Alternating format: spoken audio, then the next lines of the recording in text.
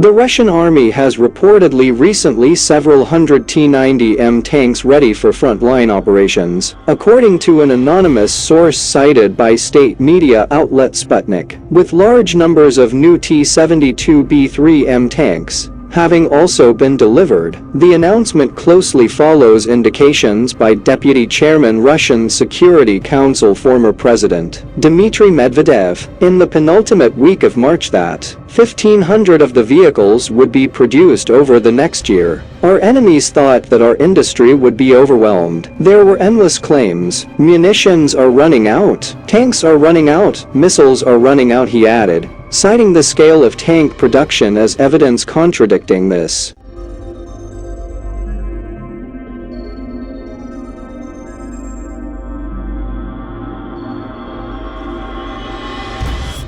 One of the T-90M's most notable advantages over older tanks is its integration of the two A46M5 gun and Kalina fire control system, which allow it to deploy the wide-range specialized munitions, some of which began to be seen in Ukraine in early 2023. The new tank also integrates a communication and command suite and digital communication systems, significantly ahead of those of other operational Russian tanks. Its survivability benefits from the integration of the Afghanit active protection system and Relikt explosive reactive armor, as well as isolation of munitions from the remainder of the vehicle internally, the benefits of which have already been seen in Ukraine. Like all Russian tanks, the ability to use explosive fragmentation projectiles provides an important advantage in infantry support roles, which has been the primary role for which tanks have been used by both sides in the conflict.